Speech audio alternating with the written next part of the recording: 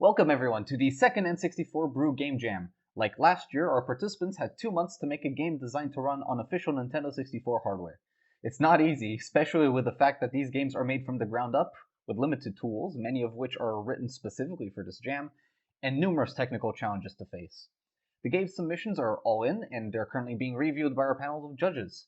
However, considering that the games had to be designed with a theme in mind, we thought it'd be best to give our participants a chance to talk about their projects and how they interpreted the theme Control. Before we start, judges, please introduce yourselves. Hi, I'm Giles Goddard. I'm from the UK originally. Used to work at Nintendo many years ago, 30 years ago maybe. I did some games there called things like Super Mario 64, 1080 Snowboarding, and Star Fox. And then I left Nintendo, started my own company called Vitae. We've been working with Nintendo for another 10 years after that. Troopers and stuff. And now we have Chuha Labs, which is working on VR stuff and other cool stuff. And our latest game is Fast Snowboarding on Oculus Quest. And we also have some weird sort of cool sort of Steam games. One of them is called Curse to Golf, and that's coming very soon. So that's what we're up to. All right, thanks a lot. Hi, I'm Kaiser. I'm the lead engine developer at Night Dive Studios. With my specialty is remastering old games from the 90s. The most recent project that I was involved in was Quake for the Switch, PC, Xbox, and PS4. And before that was Doom 64 for all platforms, as well as Shadow Man. Before Night Dive, I was a level designer at Time Gate Studios, where I was involved with the Fear expansion packs and level designer on Aliens Colonial Marines.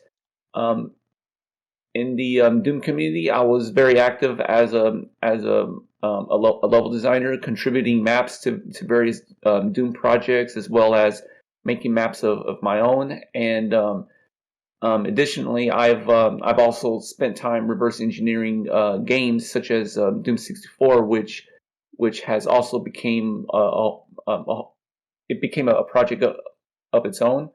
And I've also dabbled and reverse engineered Turok, which actually ended up becoming a full-fledged title with Night Dive. So yeah, a lot of my time has been spent on just taking things apart and just figuring out what makes them tick. So I'm LuigiBlood, and I've done work on preservation of satellite view and 64DD. I have done some remaking work, such as the Zelda 64 Dawn and Dusk disc mod. Some people may also know me for ripping cutscenes from CDI games that I have done like nearly 10 years ago too. And I've done like some English translations for Mario Artist and BSX, the menu for the satellite view. And I'm still doing some translation work from time to time. And then I do some reverse engineering of some emulators that Nintendo made, just to sort of look at things. So my experience with N64 is not, well, N64 development is not something I've done a lot. My only experience has been the 64DD dumper. And lately I'm kind of trying to figure out, I've been trying to figure out how to draw graphics on screen. And that's mostly my experience with N64 development as of late. I am Kaze Interview. I am known for my Mario 64X. I am currently, actually right now, 5 minutes before and 5 minutes after this, I am working on reworking the entire source code of Mario 64, so the game runs properly on N64. I'm working on my own Major, which is supposed to be kind of a sequel to Mario 64, and I need the perfect performance for that, which is why I'm doing all these rewrites. I am somewhat known on YouTube. I post a lot of videos there. I've been hacking Mario 64 since 2011, but the first 6-7 years, I didn't really care that much about N64. I was just like, invested in Mario 64. So my entry to this whole N64 scene has really been through Mario 64 hacking. And last but not least, I am Lorenzo, Buu342, returning another year as my illustrious self to assist in reviewing the submissions. Before we get started with our participant interviews, all of our judges have some sort of history with the console, either as developers or players. I'd like to use this opportunity to ask everyone a question relating to their experience with the system. This year, however, we let the people with the server decide the questions. Giles, you are known for being one of the first Western programmers to work at Nintendo of Japan, especially very early into your adulthood. You've been in the front lines of many of the system's flagship titles, such as Super Mario 64, Star Fox, and 180 Snowboarding. As a result, I'm sure you have a lot of stories to tell. The community wants to know, what are some of your best and worst Nintendo 64 development memories? Okay, I guess one of my best Nintendo 64 memories would have been with 1080 actually. Towards the end of the project, we made a promotional video tape, back in when VHS was a thing. And I cut all this footage together, and I spliced it together with a Prodigy track called, I can't remember which one it was called. But anyway, it fit the footage really well, and I timed it perfectly so that the board went through the screen right at the end, with the music finishing right on the last note. And we sent it to a load of PR people, and they absolutely loved it. It's kind of blew their socks away. So that, I guess that's one of my best memories. Actually getting to show the game that we've worked on for like a year to everybody for the first time. What was the other question? The worst memories? I don't really have any bad memories. I guess bugs. Those really gnarly bugs where something is crashing, and it's just random, and you don't know why or how it's crashing, but you have to fix it, but you have no way of knowing where to start. That's where you start getting the imposter syndrome, thinking that you're absolutely useless. So I guess that's the worst memory. Alright. LuigiBlood. Your work in archiving the world of SNES, Stellaview, and N64DD is phenomenal. You've put a lot of effort into translating games, reverse engineering, and in general just keeping these old systems alive. Of course, the Nintendo 64 disk drive was not very popular in Japan, and as a result, it didn't really see a release overseas. Despite that, you've done a lot of dedicated work to document the system, and have even gotten as far as getting flashcard developers to support DD games in the system. The community is curious, what draws you to the 64DD specifically? So I just want to do a little correction about DD games on flashcards. This was actually done by Zoinkaiti. I don't know how to pronounce it, but he did this like mere months after we dumped all the games, all the 64DD games, and it was before 64DD was emulated even. It was like the first ROMs that we got that kinda worked in emulators if you modify them a little bit, since they were just cartridges. So yeah, that is something that was made for flashcards in mind, and then supported later as it goes on. As for what drew me into the 64DD, I have like a history of the Super Nintendo, and I played a lot of Mario Paint in my childhood. So when I learned that it had a sequel on the 64DD, which I did not know about at the time, I was like, I wanted to play it. And most of my interest of the DD was really just on Mario Artist. And I was like waiting until it was emulated. And eventually I ended up doing some of the preservation work myself, which 10 years ago, if you told me I would do that, I would believe you. So eventually, when I did this dumping work, I had to be a little more responsible for it. And eventually I got into the games even more, and then I translated Mario Artist later on, just to sort of make it accessible to everyone. And then I was like very happy with the results. And now I still do 64D preservation to this day, mostly on development disks, as retail games are all dumped now. We're just trying to figure out how to dump them without a save already made for them. So basically, trying to dump unused games. All right. Hopefully, that answers the question. Yeah, that does. Thanks a lot.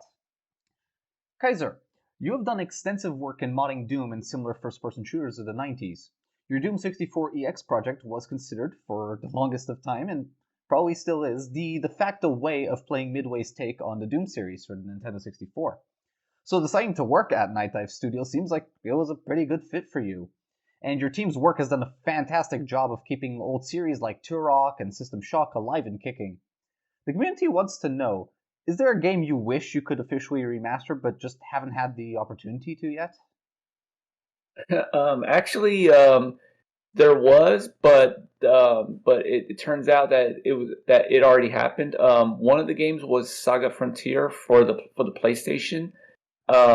Apparently, an official remaster has already happened. So, but the other game that I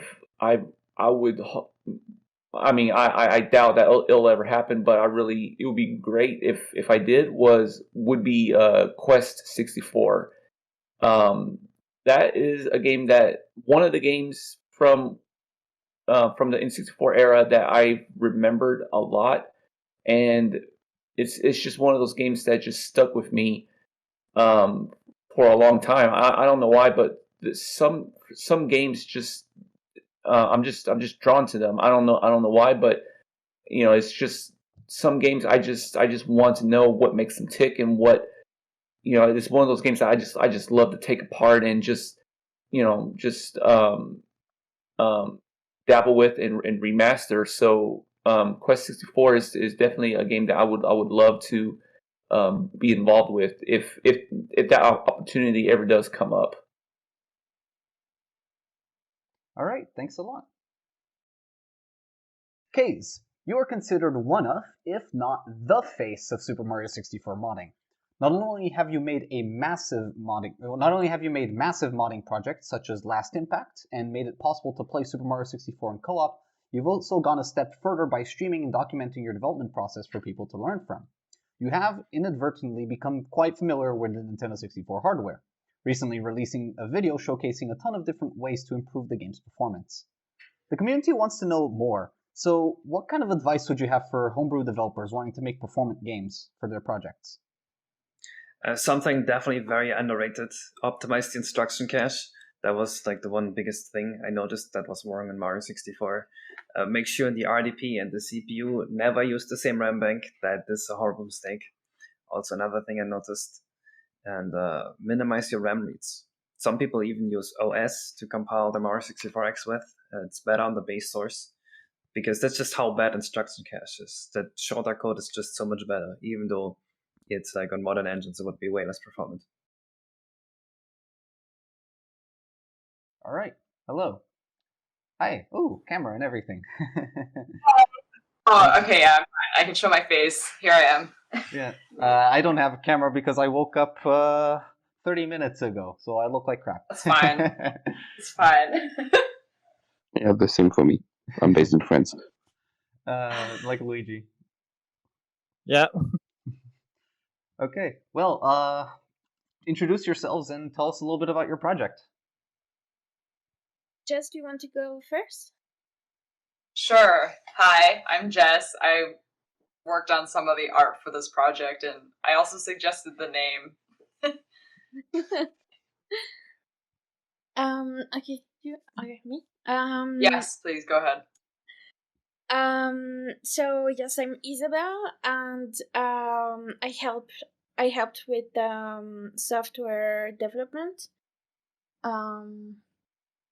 and some of the ideas of gameplay. All right. Yeah, I'm Victor. I also worked on the code for this game. And, Emmanuel, I work on the music and ideas, suggestions as well. All right, cool. And tell us a little bit about how you interpreted the theme for your project. All right, who wants to go? So I can go through the history of the interpretation. So first we had an idea of making a game about aircraft air control tower. And then Manu can go more into detail here, but he comes from Dunkirk, and there's a nuclear power plant not far from his hometown. Yeah, exactly. Go ahead, Manu. Yeah, sure. So I guess it started with a air control tower, but we realized like if we wanted to do some great stuff with the airplane landing animation, it will take so much time, and we didn't know much more about the type of control like you can find in air control tower. And I think Isabel came up with a connection, obviously with the HBO. What was the name again of the HBO show? Chernobyl, right? And of course, like so many references came in. Or maybe I'll let you talk about the button, Isabel, and the roads. Yeah, so we started joking about nuclear power plant control room, and the idea came from there because we started correlating different controls to ways to hold the N64 joystick, and then we started having ideas about the C-pad and the D-pad, and it just like started like that, and then without really confirming with everyone, we just started developing the game in our minds as a group, and it came just naturally that we ended up like just choosing that. Yeah. And I think, Victor, you came up with, you said at a very early stage, like that there are actually 3 ways to hold the Nintendo 64 controllers, and that what drives the 3 station, right? Yeah, exactly. Like the interpretation of the theme is really like twofold. It's like, yeah, you're basically in a control room. So it started as a air control tower, became like control room for a nuclear plant. But yeah, also like the relationship between control and controller, and basically the goal was really to mess the player and having the player hold the controller in many ways, like very fast. That was the basic idea. All right, cool. Judges, does anyone have any questions? Yes. What were the challenges from a technical point of view when developing this game? So I would say, so for this game we're using LeapDragon, and I think for us it was really like the amount of text needed. Like if you think about it, like we have many number of actions, and like the control roads, since you have like X, Y, and the color, it was many text to generate, and so yeah, that was one part, was what this like many text to generate. That's why I think the ROM is kind of big, and that's something that we should definitely improve.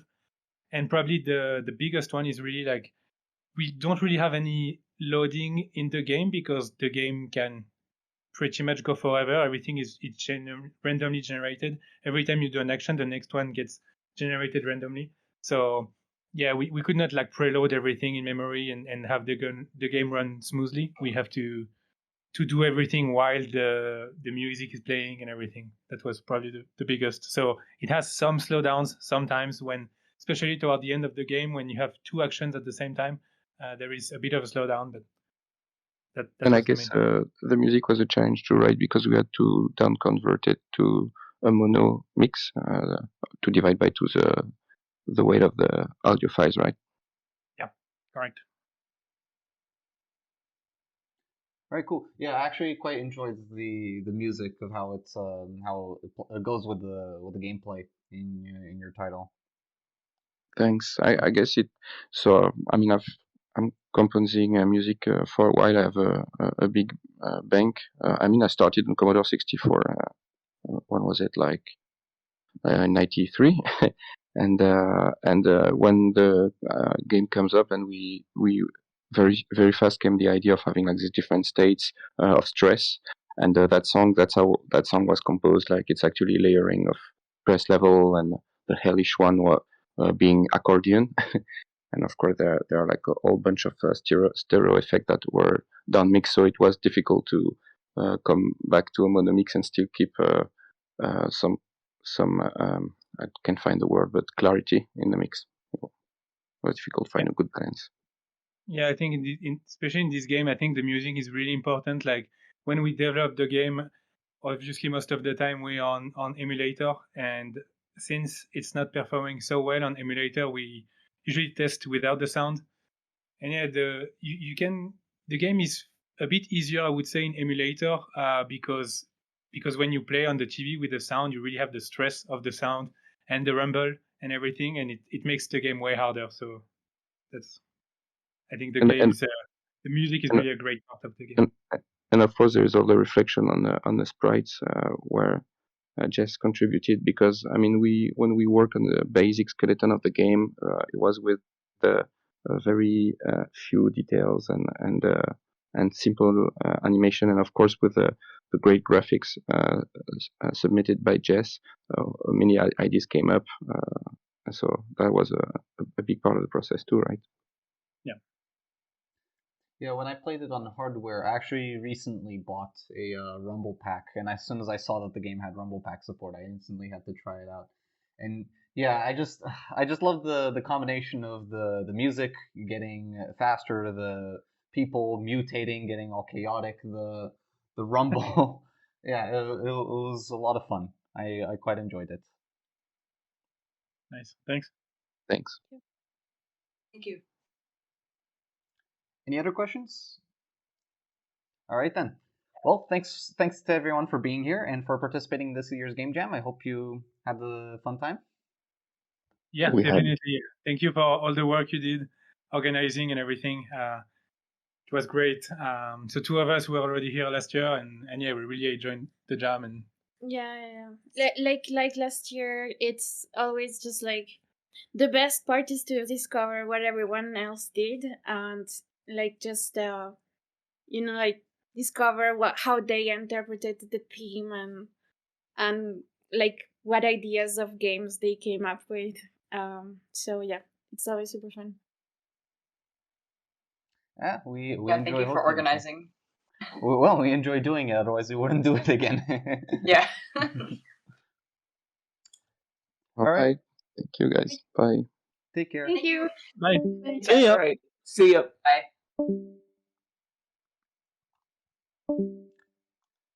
Okay, two more entries to go. Next one is Featherlight. So, tell us a little bit about your project. Okay, so we decided to make a platform game, and I enlisted the help of I don't know how the heck you pronounce that to help with the graphics and such. Okay, so Lep says, the theme of control instantly brought to mind all the twitchier platformers I've come to enjoy recently, and so we decided on one of those. The main two influences I'd personally say were the Donkey Kong Country games and 2D Metroid. Okay, well that kind of also answers my second question, which is a little bit about your interpretation of the theme. Want to elaborate just a little bit more on that? Is it just because of how you control your character? Yeah, there was like a plot element too, I think he said something about. I'll wait for him to elaborate. Besides that, the plot, back during the way too ambitious for 2-month project days, involved someone rolling in and taking over the country you live in, and your job was to kick him out. Alright, cool. Well, judges, does anyone have any questions about the project? If not, I'll start off. I know you guys faced a bit of some technical challenges getting your game working on hardware. Want to tell us a little bit about that? For most of the project, I was using Project 64 for testing, so I didn't really notice that it didn't work. But at the end, I realized it didn't actually work on console, so I had to sort of rush to get that work. First, it wouldn't boot up, and then it just started having a bunch of graphical glitches, but I ironed those out, so. You did eventually manage to fix them, though. I did, yeah. Yeah, so tell us what were the problems? Well, the first problem was it wasn't booting. Well, it turned out that one of the DMA things I was trying to do had a size of 0, so it just did not work. So I added a check for that. The second one was a bit more complicated. I think I went into a bit of detail in the chat. But basically, the drawing code requires that tiles get transformed according to the camera position, but when I sent the things to get rendered, while it was being processed, I undid that, so it sort of caused some chaos there. Yeah, a few titles have double buffers for since you're likely using double or triple buffering. Some titles have a second set of buffers for that sort of stuff because the RSP needs that information as it's rendering, so you can't just recycle those variables. Unfortunately, it's a bit of an annoying quirk of the hardware. Yeah. Actually, that kind of sounds like it kind of sounds like what you need to do with modern graphic APIs. It's kind of funny that none of that has changed over the years. Some things don't change, or are difficult to change too. There's especially when it comes to graphics, insanely complex field. Anyone have any other questions? Thanks a lot for both of you for being here and participating in our jam. Well, thank you. Thank you too. Hope you had a fun time. Seconds. It's Mission Lost Control. All right. Hello, everyone. Thanks for being here. Hey there. Hello. Hello. All this work. Hey. So we can have a jam. So, introduce yourselves and tell us a little bit about your project. Okay, I guess I'll start. I'm James, programmer. I like N64 a lot, and I like to make games, so I figure it's a good fit. And this jam's a great opportunity to deadline for yourself to do it. The game. Well, I don't know. I guess I'll let everybody else introduce themselves, and we can talk more about the game.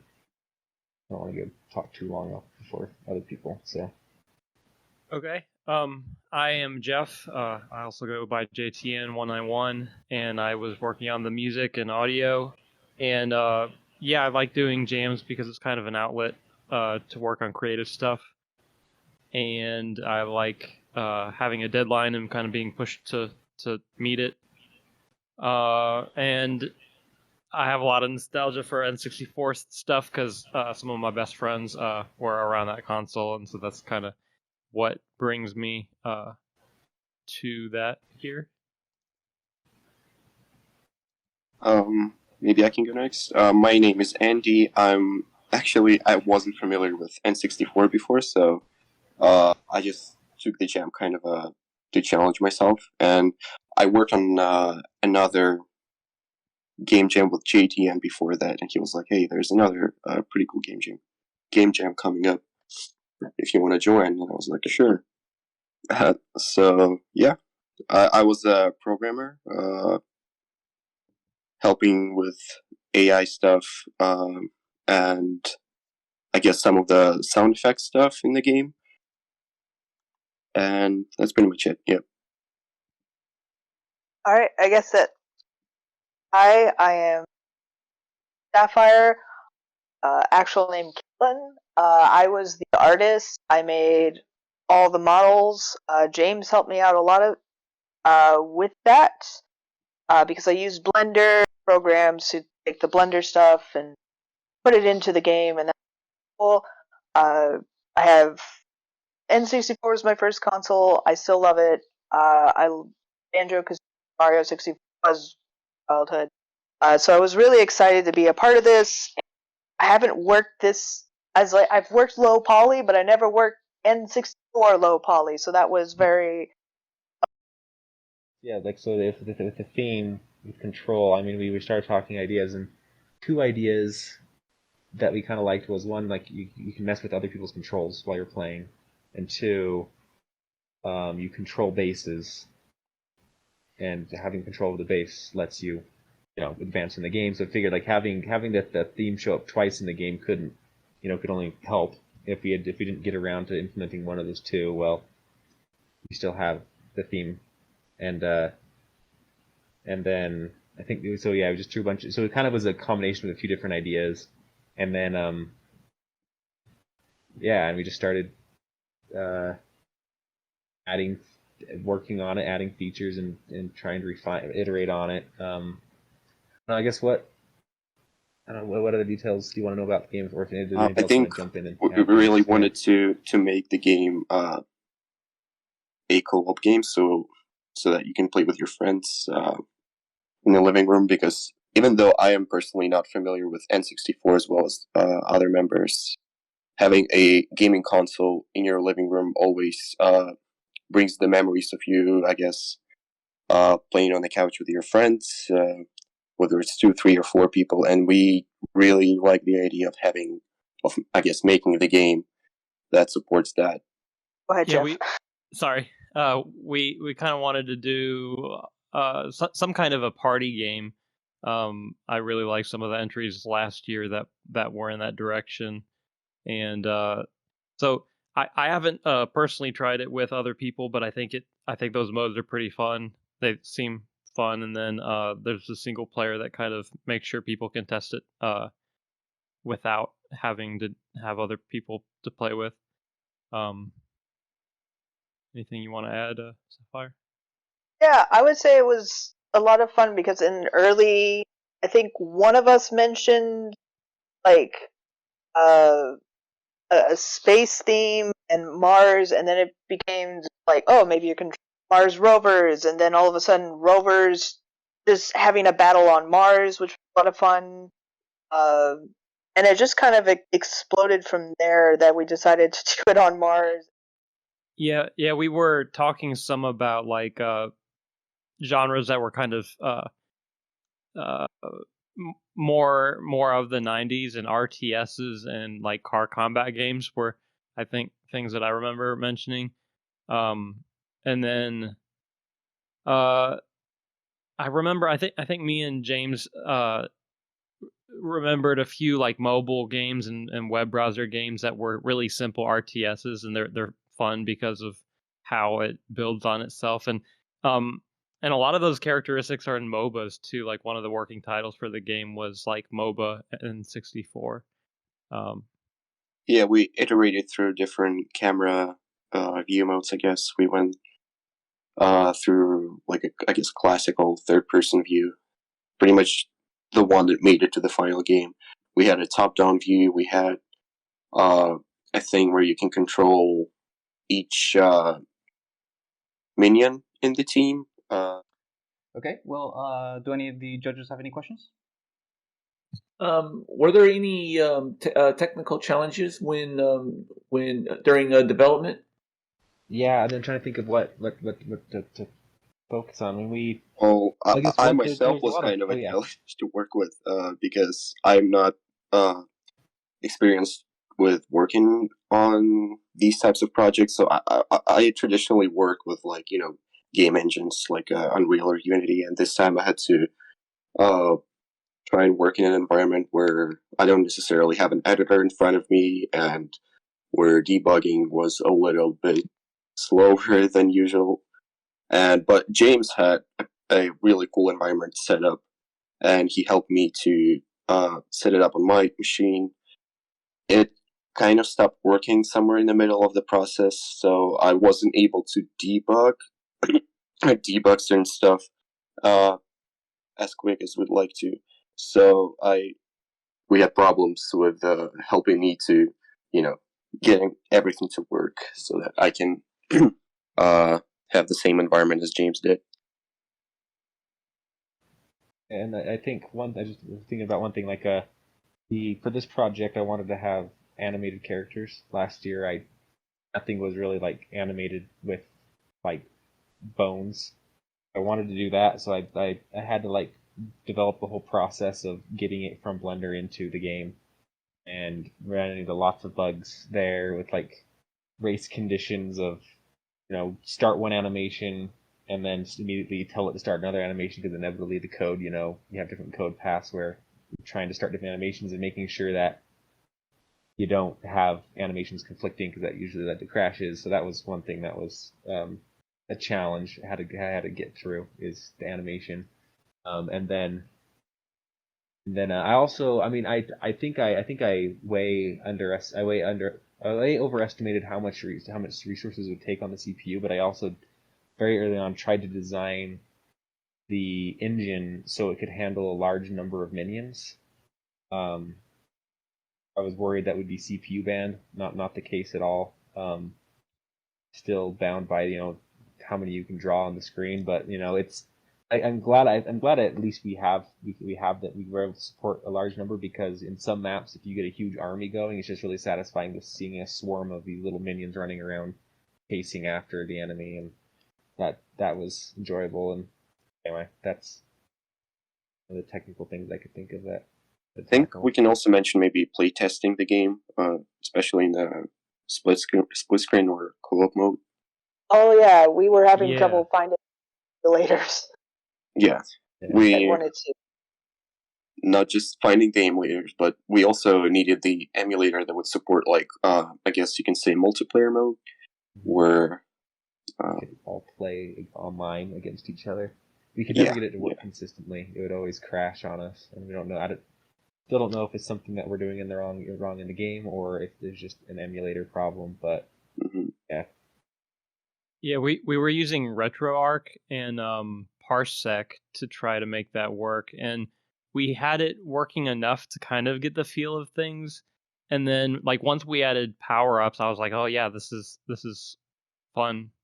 And then we just kind of had to trust. James, I think, was able to play test it on the hardware, and I think overall we it felt like we didn't have quite as much time. I knew that I was working a lot more this time versus last year, and so time management was kind of even a harder thing. Yeah, I was in the same boat. I also had to kind of dedicate a lot of time to college this semester. Yeah, it's a tough life being a student. Speaking from experience.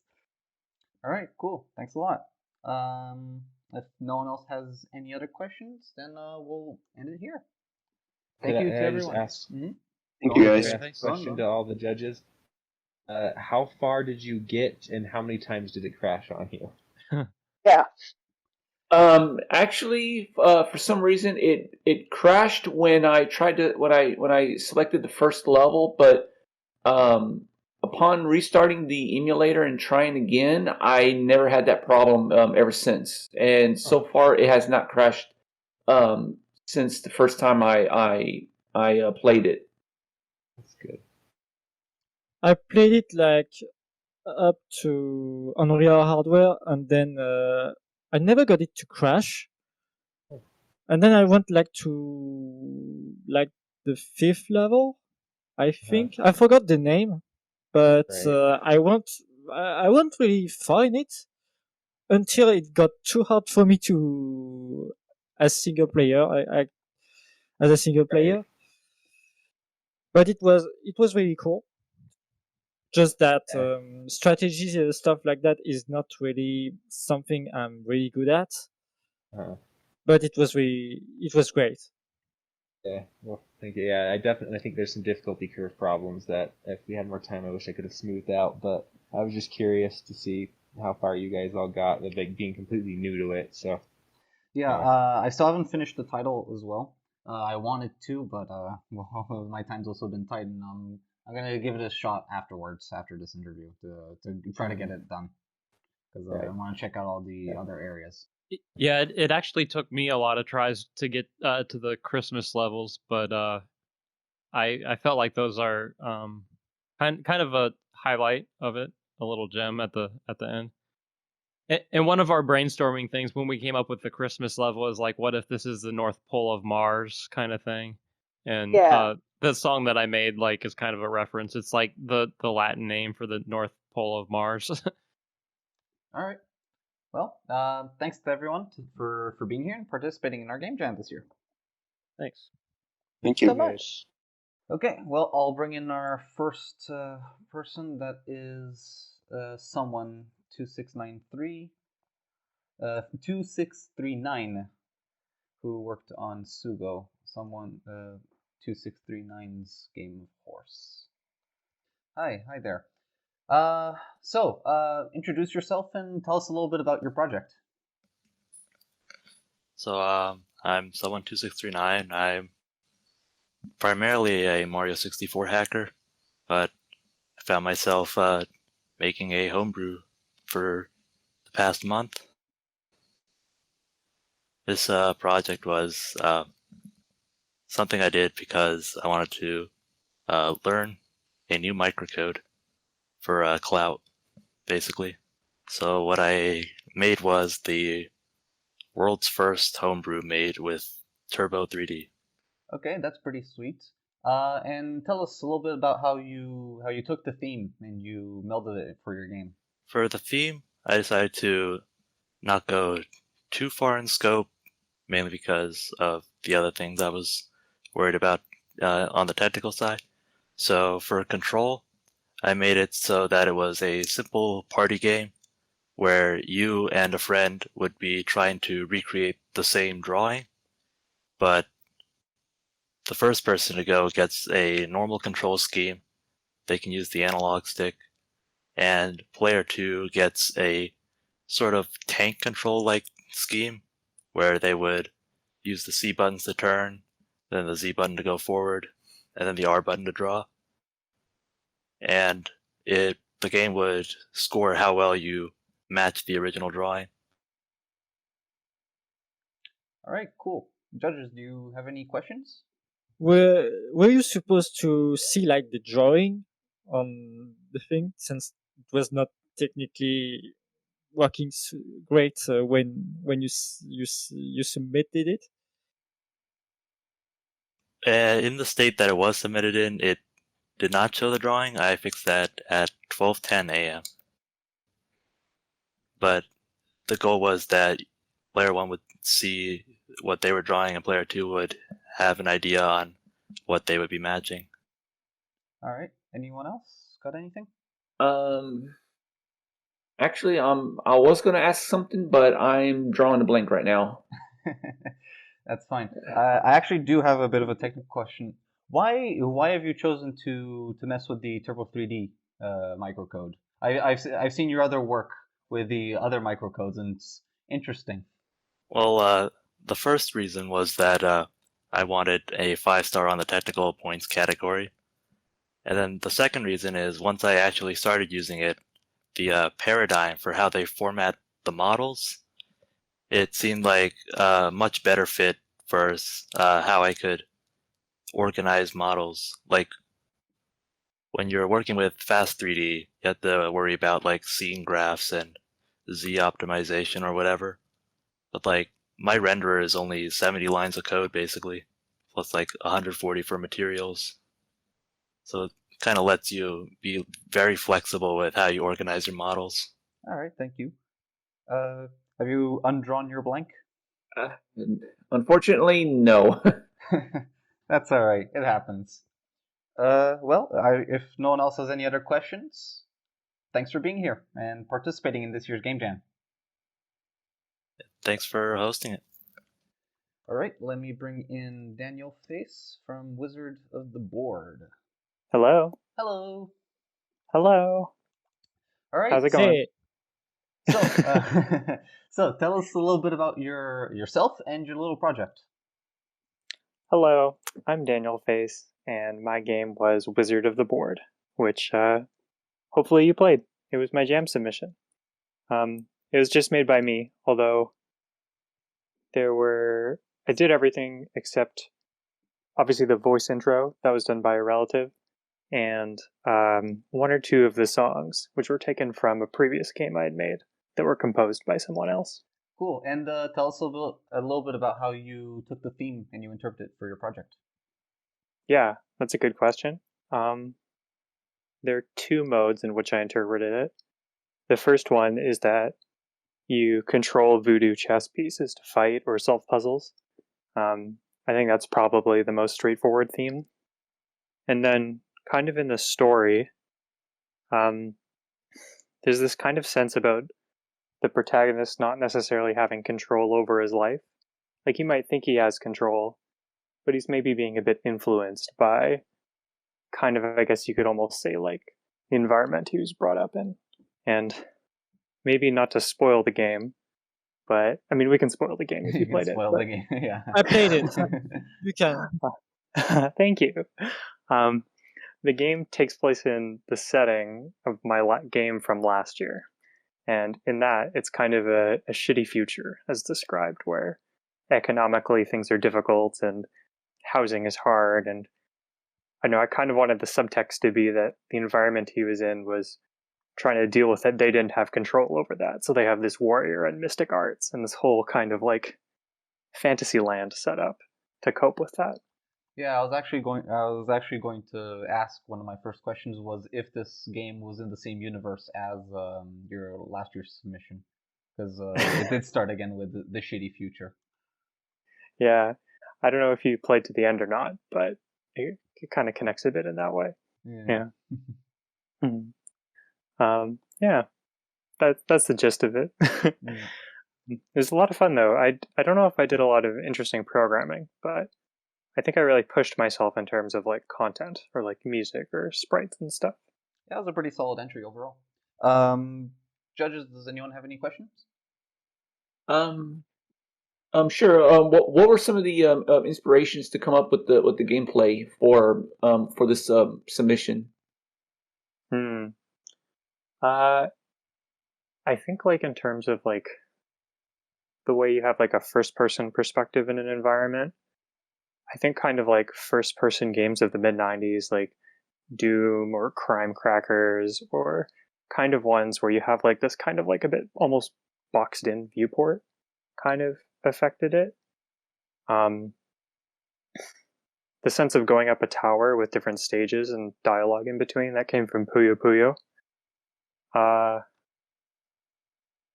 don't know if I have something else necessarily for like chess pieces, from like another game as a reference. But I always like fantasy settings where somebody does something like that seems a bit intellectual or like academic seeming, like a Earthsea or like Full Metal Alchemist, when they do something like that and it has like a violent outburst or a reaction sort of thing. I always find that kind of stuff so cool. So I don't know if that answers your question or not, but that was the vibe. Cool. Go ahead. No, I don't. I was just saying that I don't have any in mind right now. I was just gonna just ask some technical questions, like what were the challenges in development of the first person rendering for the game. Yeah, that's a good way of putting it. I was very deliberate on how I kind of set things up. Like, there's no Z buffering used for like the geometry of the room sort of thing. And Z buffering's turned on for like the chess pieces and like the monsters and the walls, but they don't take up a lot of fill rate. So I didn't have to spend a lot of time debugging or profiling to kind of get a decent performance sort of thing, which I'm sure if you've looked at N64 games, a lot of them are very fill rate limited, right? It uses, to kind of give a bit of like a PlayStation-y kind of look, I'm using the reject processing microcode because that's just how I like it. And that I found like it will be very aggressive in culling vertices behind the camera. And because of that, you often find, like, you might have noticed that if you go really close to the walls or the corners when you're playing the game, that sometimes those will just clip out or disappear. I would sometimes try to break up quads into smaller quads, sort of thing, because generally the microcode is very fast with vertex processing. Am I answering your question, Kaiser? I don't know if I actually am. No, you are. That's I was just listening. Yeah. Yeah. I don't know. The scenes are very simple. They're not complex scenes, right? Like there's no fog or anything like that. It's all one cycle mode. Like Yeah, I was just asking because I'm really just fascinated with the complexity of N64 development, and I've always wanted to like understand how what were all the restrictions and limitations that developers would overcome with working with this type of hardware. So yeah, it was just something I was just very curious about. Yeah. Well, I think like this game, I don't know if it's technically very impressive as far as 3D stuff goes. So I worry if you looked at like another commercial project, it would like have much more interesting stuff going on. This one, I feel like when you look at the scene, like it's very simple, if that makes sense. That's just my take, at least. I don't know. I mean, you did only have 2 months, so it's impressive the amount of work you can get in that short amount of time. Thank you. I mean, within 2 months, yeah. I mean, it was the demo was really impressive from a rendering point of view. So I was just very curious to see what were the challenges in doing something like that over the course of 2 months. But yeah, it was just something I was curious about. Yeah, no, that makes sense. Yeah, I think last year I really pushed myself more in a technical direction, and this year I got lazy. Yeah, hard to beat terrain rendering. Yeah, I know, right? All right. Any other questions? All right. Well, thanks for being here, Daniel, and for participating in this year's Game Jam. It was a lot of fun. Thanks for your time. Thank you. All right. Bye-bye. Take care. Later. All right. Next up is Anasirdam with Voidblade. Hello. Hi. Hi. So, introduce yourself and tell us a little bit about your project. Yeah, okay. I'm from Turkey. I think there are very little people from here, even if anyone else from aside from me. I'm working as a front-end developer at Atlassian right now. And let's move on to my game.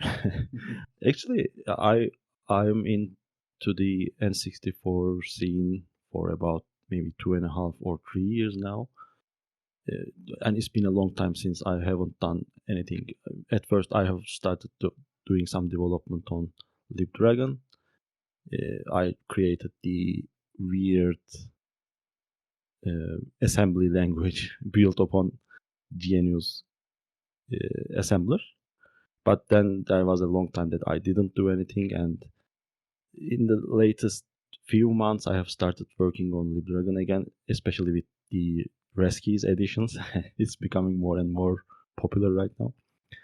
But my main inspiration for the game came from the theme itself, actually. I already had some concepts in mind, like having some simple transparent geometry, transparent polygons to draw some interesting shapes. And I was also thinking, for example, simulating lighting with those transparent polygons, etc.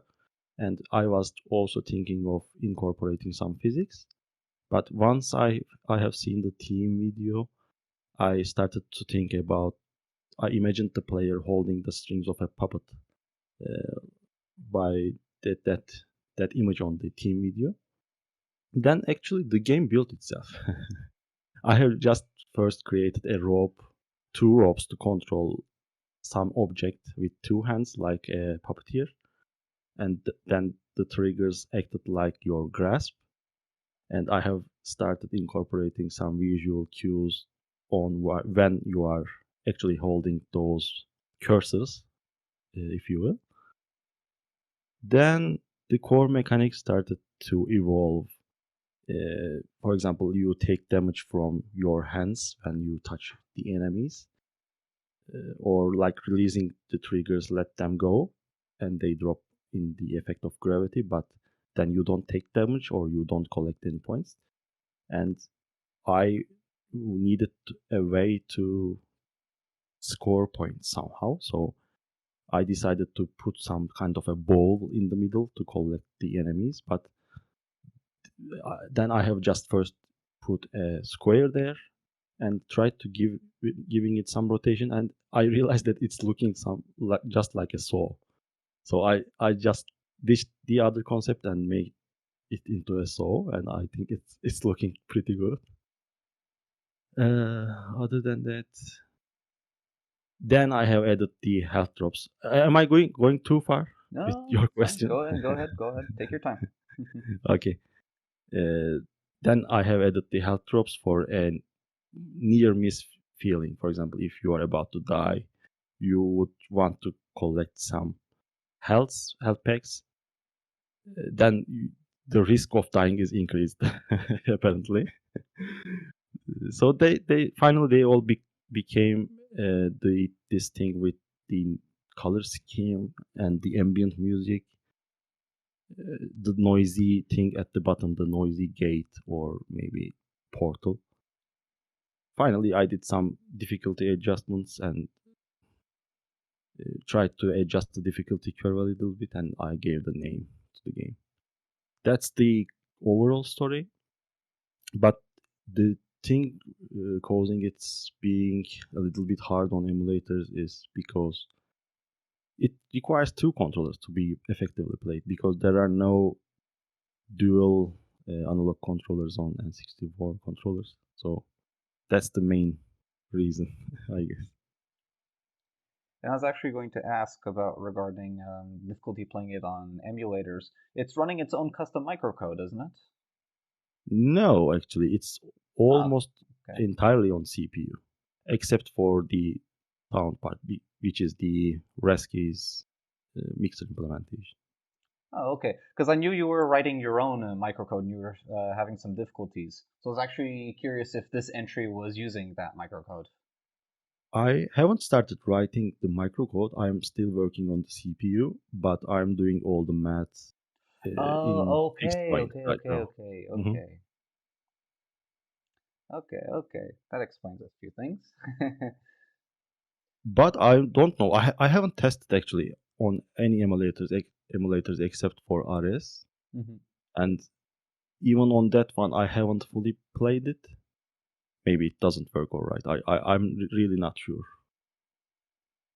Yeah, that's fine. Does anyone have any other questions?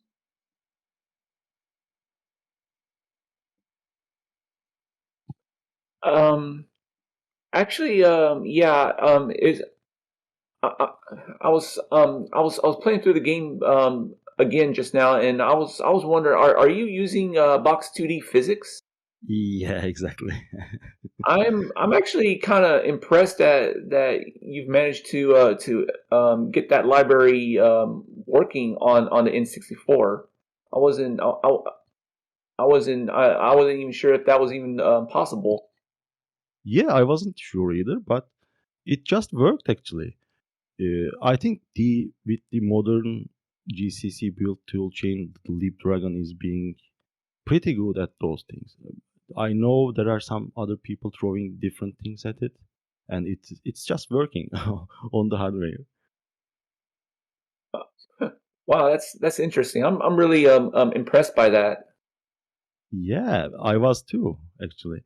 There are a few rough corners, like if you forget about some initialization of a floating points here and there, which Box2D code has at the beginning, and I had to fix those. And you get an exception, but fortunately, LibDragon has a nice exception screen, so it was pretty okay to solve those.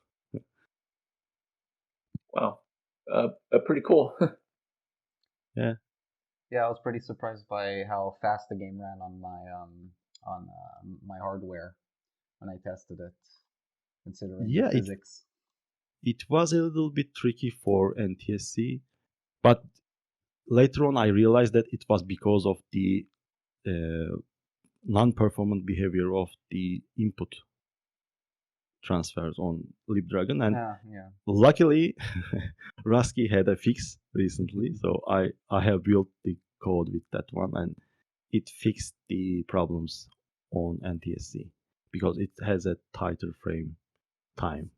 I was really impressed by your game. It was really unique, and it is definitely not usual for me to use 2 controllers on the actual N64. Yeah. Yeah, it made me realize how bad my hand coordination is. Yeah, it is. Yeah. The game is a little bit hard actually, but It's not hard. that. Yeah. It's hard, but it's pretty simple, and that's what I kind of like about it. But it's also kind of complex on how, when pressing the trigger, then your cursor would be solid and then be able to take damage or take points for the green stuff. Yeah. That adds a level of complexity to the game that I liked, even though I'm really bad at it. But that is something I definitely liked playing. Yeah, thank you. One other thing that I have realized while developing it, I decided to not take damage when you release the triggers, and actually it become a gameplay element in the later revisions, because in really tough situations you can just let it go, and because of your inertia you will not just fall down and lose your game, but there is a time frame that you can save yourself from the enemies, and you can just re-grab your cursor. As I said, the game built itself actually during the process. All right, cool. Well, thanks for being here and for participating in this year's Game Jam. Thank you. And one final thing to say regarding the physics, if you are interested, if you die and you don't let go of the triggers, everything will collect down and will be susceptible to physics. It's a fun to view scene, I guess. It's not part of the gameplay, but it feels like a mini game to me. I can't stop doing that. I hadn't realized that. I'll have to try that out when. Yeah. I knew it would take some time for people to realize, but as you are the judges now, I would like to share that with you. Yeah, well, thanks for doing so. Gonna be a nice little Easter egg. Yeah, exactly. Thank you, guys. All right. Thanks a lot for being here and for participating. Yeah. Thank you for having me. See you. Take care. See you.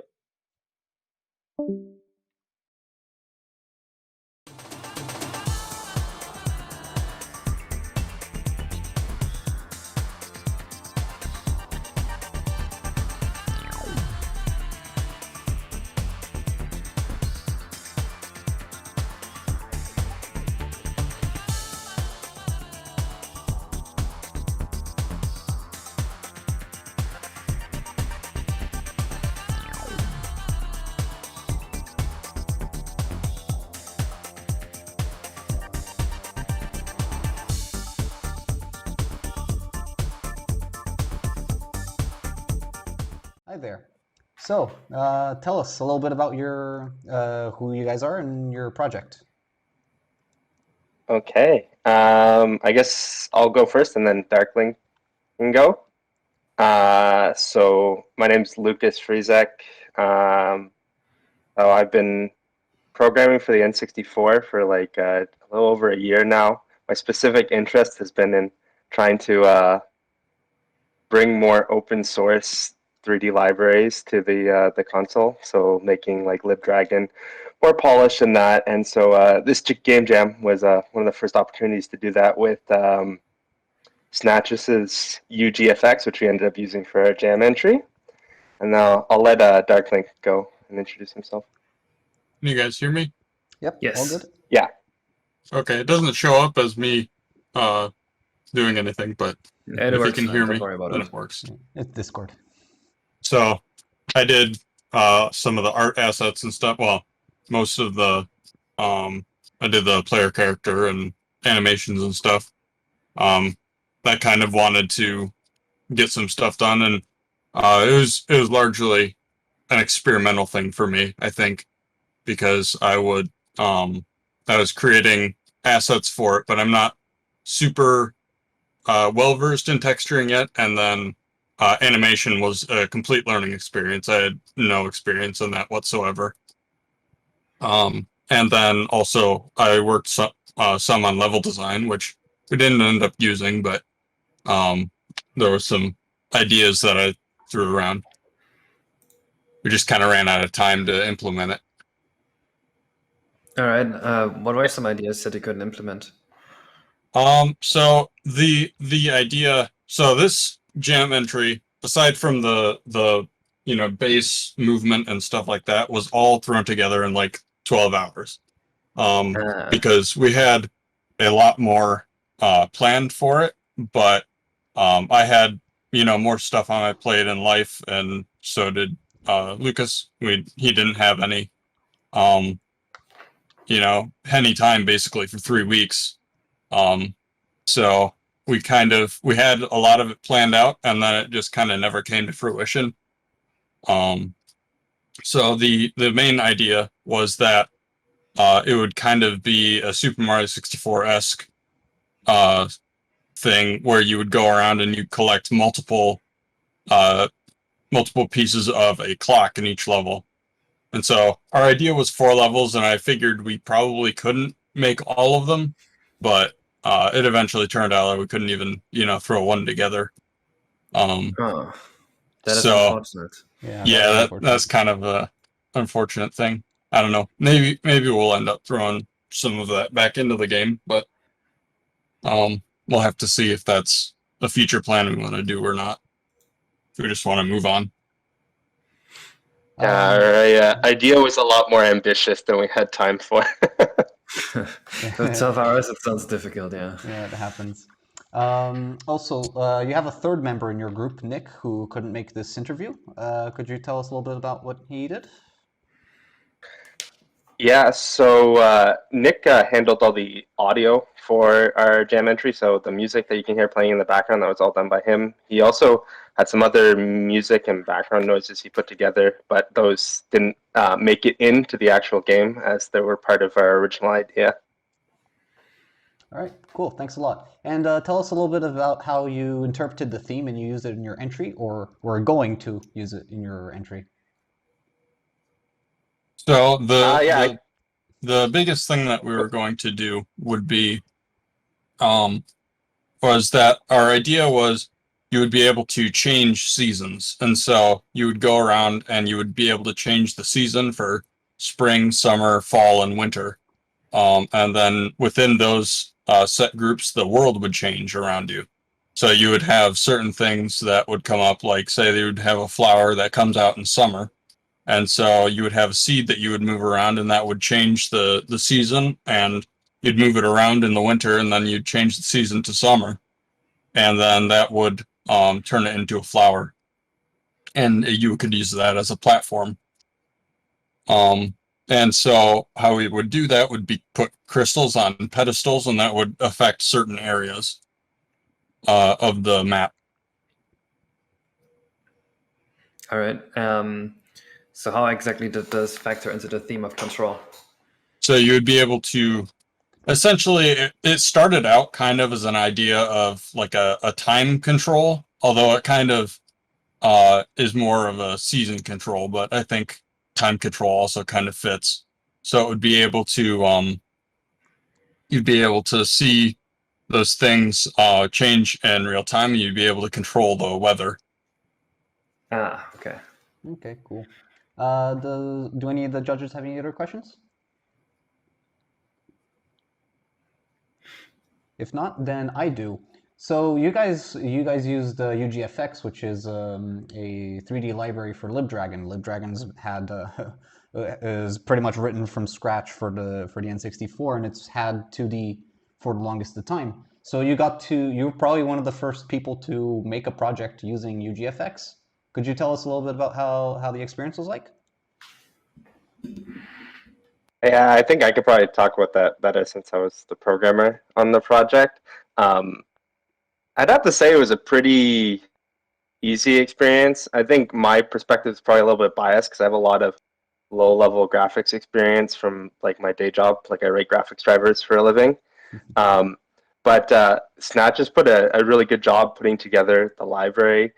His example is pretty well explained on how you can do stuff like load your vertices in, transform them with matrices and that kind of stuff. So that was really good. There was a few bugs we ran into that he was able to fix during the jam relatively quickly. So it was a pretty good developer experience. The code for it's well maintained, so I was able to make some tweaks to things that I needed changed.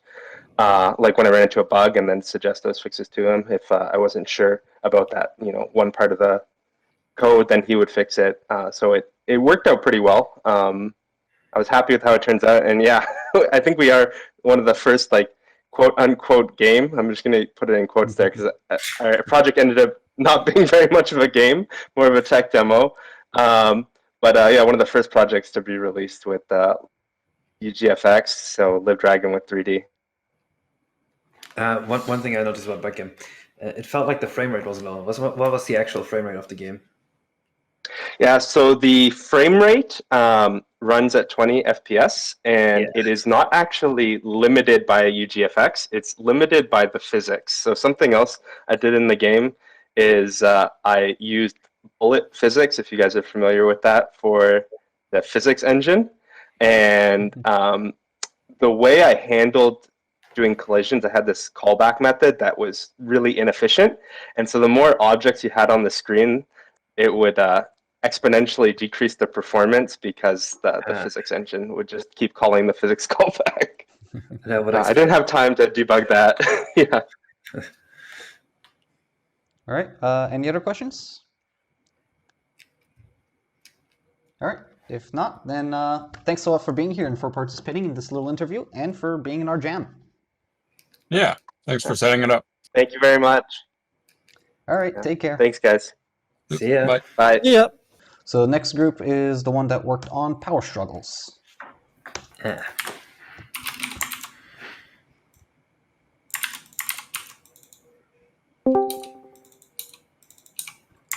Hey everyone. Hi, hello. Hello. We're just waiting for Sausage Sage. Yeah, he'll be in a second. Okay, there we go. Is he going to do it through text? I think so. Okay, that's good. That's fine.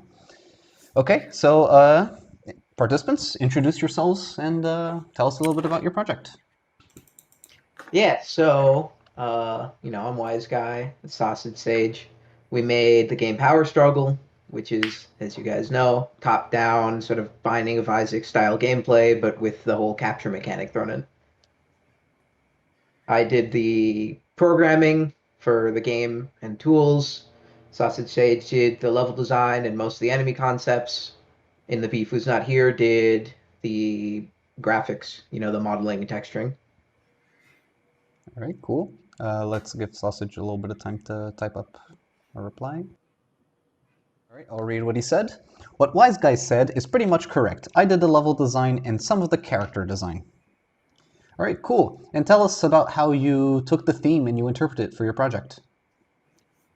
Sure, I guess I could talk a bit about that. So at the start, we did a lot of brainstorming about game concepts. We had some various ideas. We even toyed around for a while that we were thinking we were going to end up doing a first-person game. But what we ended up on was this, which, even though I said Binding of Isaac earlier, actually the main inspiration came from sort of, hey, what if we sort of take control to mean what you do in Mario Odyssey, where you take control of the enemies. And then, even though the game doesn't really resemble Odyssey at all in the current state, that was sort of where it started out. The top-down was just, probably we were thinking what would be the best way to split up the work. What sort of game would allow us to most easily do work without one person necessarily being blocked by the other person finishing what they're doing. Top-down was the best because it let Beef work on the tile models, while Sausage Sage worked on the levels once I finished the editor, and then I could work on the code. And they were all very independent, so nobody was ever blocked waiting on stuff from somebody else. Mm-hmm. Okay, cool. Judges, do you have any questions about the entry? I just want to say, I think the robot designs on this games are really cute. that's like the actual 3D models in this were probably one of the best entries. I really like that. Tell me if you did a good job. Yeah, she's great. So Oh, she always does sorry a about that. fantastic job. Oh yeah, no worries. She always does a fantastic job with models. You know, same deal last year with Tecto, and I'm sure you've seen her Mario 64 stuff as well. Of course. I mean, yeah. Any other questions? I think I've already talked to Wise Guy outside of this to ask about anything I was interested in, so I don't have anything. Well, if, I if you'll- told Kaze I was gonna badger him with the technical details one day. well, I mean, if there's anything of note to say here, you can ask him again so that the people watching this video can also hear. Honestly, the first thing I asked is why the game didn't run 60 FPS. He said just because he didn't try it. I'm sure it could. Yeah, I ended up trying it after you mentioned that, and in most areas, the RDP performance is good enough to run 60. There's one area where it's not. The game actually doesn't even run 30 there, but that's just because there's a bunch of extra texture loads. I didn't have remember time that to do area. any sort of sorting, so there's a lot of redundant texture loads. Yeah, it would have been really cool to see this in 60. I'd have to experience The it other- in 50, but yeah. The other main issue with performance is that every tile's got its own matrix. That's really Oh, slow because every right. time you load a new model matrix, the RSP has to calculate a whole new model view projection matrix. It's a lot of work. Yeah. Yeah. I don't know if there's a bottleneck there, but I had an idea the other day for custom microcode that would let me get around that. And there most likely is a bottleneck just because they like hold each other up, right? Mm-hmm.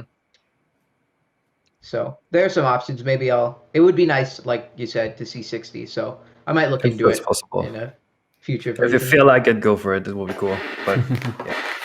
Yeah, I mean, you're not limited to just submit an entry. You can keep working on it after the jam. Yeah. So there's actually, in that regard, Beef's models had some multi-texturing, and I broke multi-texturing at some point in the game. And then after the jam, the next day, I was looking into it, and it was literally just I had to change a 1 to a 0 to fix it, and I felt really bad because she had to remove all the multi-texturing. That's a shame. Because I had a 1.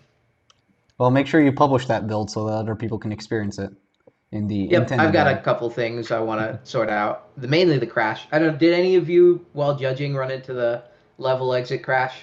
Yes, I ran into a crash when I finished a level and when I died. Yeah. I think I had a crash too, but nothing any relevant. I died a lot in the game, and I could not finish the level because it was a little hard for me. Mostly That's because fair. like the D-pad on the controller makes my thumb hurt, so it was not really my best time, even though the game was good, but I didn't Yeah. have the best time with it. I think this is Because a like game. the D-pad is so stiff that it really makes my thumb hurt for some reason. I had a similar complaint from, well, not complaint, because perfectly valid, it is true. I had a similar thing from the PAL tester that I ended up going with. They said the same thing. So I did last minute add the C button control scheme, but it's not really shown as a graphic like the other one is because I didn't really have time to add that in. But you can use C buttons. I don't think it's a lot less natural for movement to be on the right hand though. So neither is super ideal. It was a fun experiment to try the alternate control scheme, but I think we'll probably stick to something more traditional in the future. Yeah, when I tried out your entry, I was also having a bit of a sore thumb from pressing the D-pad so hard. So I did switch to see if the C buttons would work, and they did. But unfortunately, with the C buttons, it's much harder to move diagonally. That's true too. Yeah. Yeah. It's tough. This controller is not the best in the world. Yeah. As I'm sure everyone knows. Yeah. So either way, it was the emulator users get the best of both worlds, I guess. Unfortunately, in this case, because they can just rebind, or people with the GameCube adapter, because that lets you rebind too. All right, cool. Any other questions? So all the audio came from royalty-free sites? Yep, Even- they're even all if- CC. Oh yeah, go ahead. Even the music? Yep. Yeah, surprisingly. It's really good music for being... Yeah, Sausage can talk about that because he did all the work finding the music and sounds. Because I was like, I recognize the tools that they use to make the music. And it's like a PS1 game. So I was like, oh. That's pretty funny. It's like, I think the music is from MTV Music Generator, if you know what that is. And it's something I've used a lot back then. And I instantly recognized the samples from it. That's really cool. Sausage Sage said, "Yup, and in fact, all the music came from the same man." So, fun fact about the music. I'm sure you may have picked up, it's all streamed audio. It's not sequenced or anything. But in fact, more than just it being streamed audio, it's actually just played as a sound effect because I didn't have time. We have a custom audio converter in the game because the normal tools for libmuse are pretty bad. So, but I didn't have time to implement any sort of sound file creation. So I just made another sound effect, added the loop points, and played it as another sound effect in the game. And it works out because you can barely even tell. Yeah, it was a pretty interesting bodge. I definitely could not tell. Yeah. All right, cool.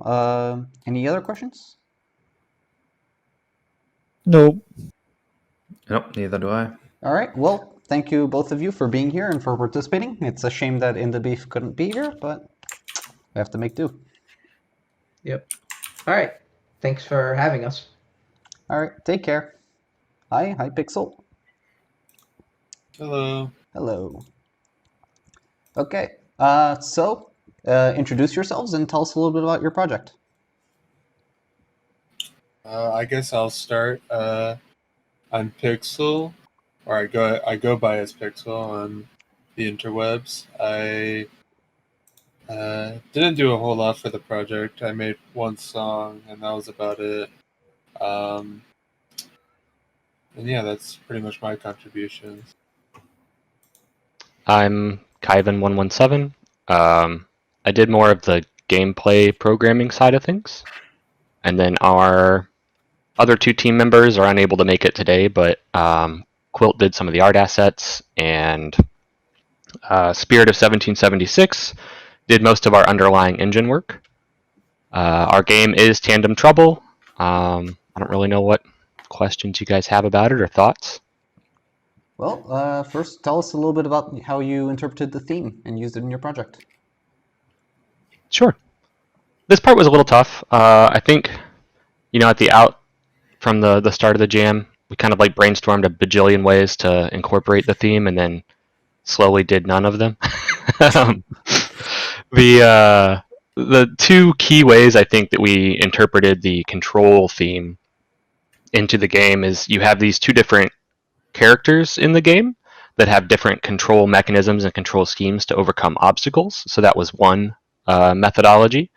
And then the other big one is most apparent when you play in multiplayer, but the players themselves pass control amongst themselves using two different mechanisms depending on which multiplayer version you play.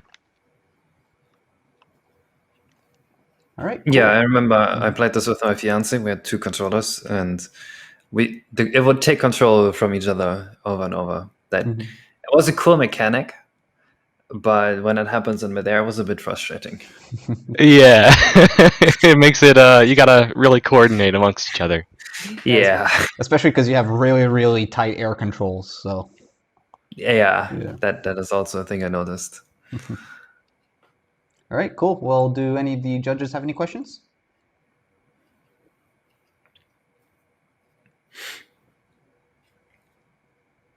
Okay, well, I'll take that as a no. It is unfortunate that your engine developer isn't here because that's some more interesting technical questions. It definitely ran pretty well, like compared to the other jam entries. So the engine here must have been better than what we'd usually get. I can kind of speak some general things about it, but nothing too crazy specific. But the framework Spirit made runs on both the N64 and the desktop, which is pretty cool. You can build it and it'll run in its own window for desktop. As for performance, we kind of designed the levels around the ability to swap them out fairly easily. I don't know if this contributed to the performance, but it was definitely super helpful when building the actual levels. So basically, you could just add your own chunks and then throw them into the game.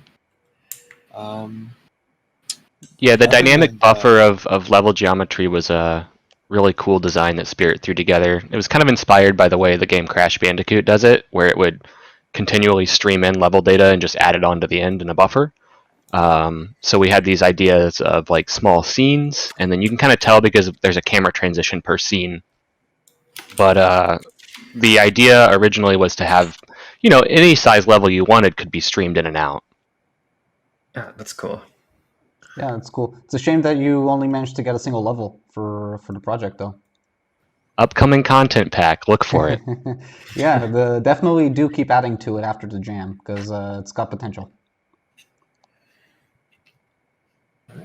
All right, no questions then. One last thing. Spirit wanted me to tell James a big thanks for helping him out. Not super sure about what, but Yeah, we needed assistance getting our debug setup going, because it's pretty tough to debug on hardware, even with a really nice debugging library from a certain person. But even so, James did help us set up like the CEN64 debugging, and that was invaluable. Yeah, I really got to get that library working on something like GDB. It could hopefully be a lot more useful than just printfing here 2, here 3, and seeing where it crashes into code. Yeah, I mean, I can get a screenshot. That's kind of cool. All right, well, thanks for being here and for participating in our game jam. Yeah, thank you guys for showing up for round 2 of these interviews. It's our pleasure. All right, take care. See ya. See ya.